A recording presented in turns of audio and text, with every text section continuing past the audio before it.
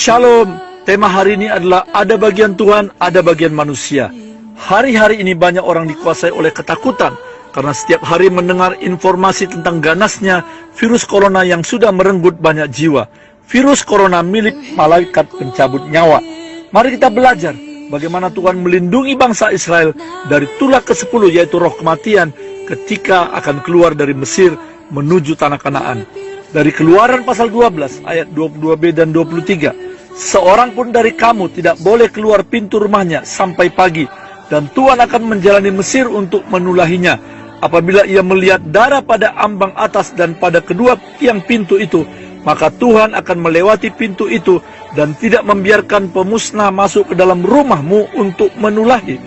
Dan apa yang terjadi? Semua anak sulung orang Mesir mati karena malaikat maut lewat di depan pintu rumah mereka. Bagaimana dengan orang Israel yang saat itu masih tinggal di tanah Mesir? Mereka semuanya selamat, tidak ada satupun yang mati. Mengapa? Sebab ada bagian Tuhan, yaitu melindungi, memberkati, dan menjauhkan tulah kematian dari orang Israel. Namun ada bagian bangsa Israel. Yang pertama, mereka harus membubuhkan darah anak domba di atas pintu depan rumah mereka. Dan yang kedua, mereka harus tinggal di rumah. Ketika kita berdoa, Bapa, kami minta Engkau menutup bungkus kami sekeluarga dengan darah Yesus, maka itu berarti kuasa kegelapan, virus penyakit, bahaya, roh kematian tidak dapat menembus benteng pertahanan yang dibuat oleh Tuhan terhadap kita, oleh karena ada kuasa darah Yesus yang melindungi kita. Ya, kuasa darah Yesus jauh lebih dahsyat daripada darah hewan yang disapukan di ambang pintu bangsa Israel.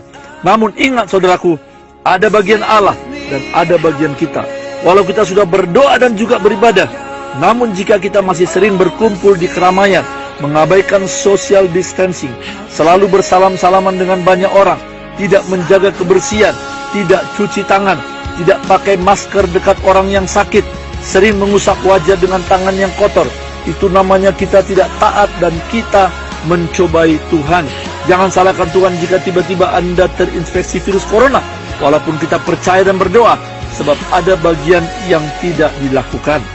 Amsal 27 ayat 12 mengatakan, kalau orang bijak melihat malapetaka, bersembunyilah ia, tetapi orang yang tidak berpengalaman berjalan terus, lalu kena celaka. Jika kita ibadah online hari Minggu di rumah, itu bukan berarti kita kurang iman, tetapi itu bijaksana. Mari jangan takut di tengah wabah virus corona yang sedang mencekam ini. Ingatlah bahwa kita punya Tuhan Yesus yang jauh lebih besar dari semua bahaya yang mengancam. Jangan terus kita bicarakan ancaman virus corona, sebab itu akan menyebarkan virus ketakutan bagi orang banyak dan juga bagi Anda sendiri. Tetapi bicarakanlah kuasa Kristus dan firman-Nya. Deklarasikanlah bahwa darah Yesus lebih berkuasa dari sakit penyakit dan roh kematian. Hari-hari ini memang ada ratusan gedung gereja sementara tutup karena misi untuk memutuskan mata rantai peredaran virus corona. Namun justru ribuan bahkan ratusan ribu mimbar-mimbar kecil dibuka dan doa bersama keluarga dilakukan di rumah-rumah. Tuhan Yesus memberkati.